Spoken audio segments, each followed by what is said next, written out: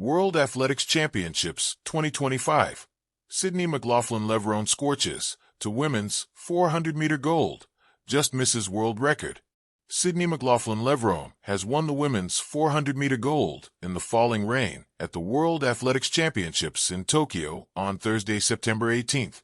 Having claimed 2 Olympic golds and a world title in the 400-meter hurdles, the 26-year-old has secured her first global title in the flat event, crossing the line in a time of 47.78 seconds, just outside the 40-year-old world record of Marita Koch, 47.60.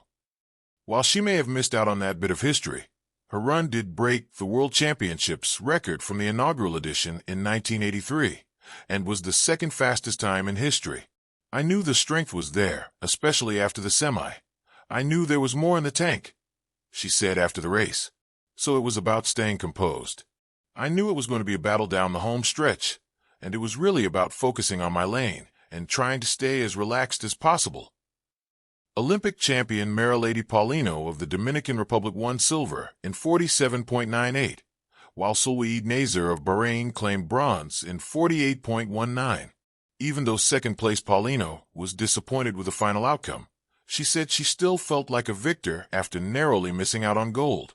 "I feel proud of myself and I feel like a winner," she said.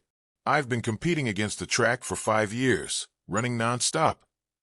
McLaughlin-Levrone only confirmed she would compete in the 400m flat in the weeks leading up to these championships. However, having broken the U.S. record and set a world lead in the semifinals, her gold medal this evening will go down as one of the most remarkable achievements in recent athletics history. McLaughlin-Levrone's epic gamble turns into a sure bet in Tokyo. The undisputed queen of the hurdles, McLaughlin-Levrone, did not enter these championships as the favorite for gold, having flirted with the 400 flat before the World Championships in 2023, when injury forced her to abandon her campaign. The New Jersey native's decision to transition back to the event for these championships raised eyebrows, but her decision paid off. A U.S. record in the semifinals started the global track community whispering, could she break the impossible-to-break Koch world record in the final? While the answer to that question was eventually no, by a minuscule amount, the lashing rain inside the Japan National Stadium may just have robbed the world of one of the greatest athletics feats ever. Paulino, the pre-championships favorite, stayed with her U.S. rival until the finish line, ending the race in the third fastest time in history. Have no doubts about it, this was a battle of the highest quality, made all the more box office by the presence of McLaughlin-Levrone, who is arguably the #1 athlete in the world today. Whether McLaughlin-Levrone will continue with this event or return to the hurdles is anyone's guess right now. Perhaps she will be tempted by the dangling carrot of a potential world record in the 400m. Or maybe she will want to turn back to the obstacles, where she is undoubtedly the best that has ever lived. Or perhaps, with scheduling permitting, another option is open to her. Could we see her compete in the 400m flat and hurdles at the next major championships? Whatever she chooses to do, it's sure to be something truly worth waiting for. The quest of a new chapter. The stadium lights blurred into streaks of silver, pouring down through Tokyo's muggy dusk. A curtain of rain slicked the lanes, turning the track into a glossy mirror of flame-slow drops. Everything was poised for something extraordinary, something audacious. And in Lane 5, standing against both expectation and gravity, was Sydney McLaughlin-Levrone, fresh from her reign over the 400-meter hurdles, but now charting new territory. The flat 400m. For years critics asked, some with doubt, some with awe, could she, who glided over hurdles with a rhythm all her own, dominate the raw, unforgiving sweep of one lap without obstacles? Now tonight lay the answer. The build-up. Her journey to the final had already set the tremors. In the heats, McLaughlin-Levrone cruised, subconsciously studying the curves, gauging the wind, her breathing steady. Then came the semi-final, a decisive moment. She tore through in 48.29 seconds, crushing a 19-year-old American record set by Sonia Richards-Ross. ABC News. +2. NBC Sports. +2. That performance wasn't merely fast, it was a signal, a trumpet blast. She was serious. The world record of 47.60 set by Marita Koch in 1985, suddenly seemed less myth and more challenge. NBC Sports. +3. NBC Sports. +3. Wikipedia. +3. The final, 47.78 seconds of thunder. When the moment came, McLaughlin-Levrone exploded from the blocks.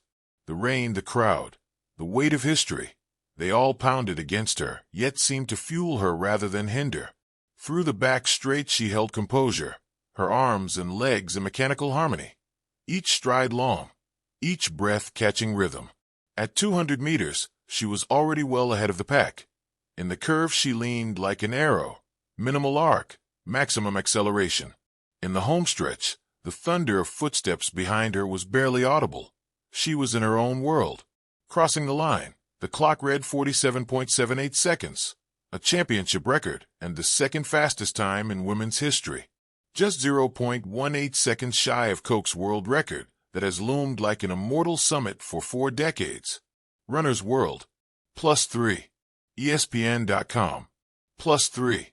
Wikipedia. +3. What it all means. In those 47.78 seconds, more was written than a win. Here's what her run signifies. A shift in legacy. She has conquered both 400-meter hurdles and 400m flat at the highest level. The border between hurdler and sprinter is blurring, and she strides across it. Runner's World. +2. NBC Sports. +2. The world record shadow is shorter now. Koch's 47.60 has stood for decades, often viewed as untouchable. McLaughlin-Levrone didn't just approach. It ran through the apprehension, showing that the margin between human and historical label is smaller than we thought. Vanguard News. +2. NBC Sports. +2. Depth in the field. Marilady Paulino clocked 47.98 for silver, becoming the third fastest woman ever.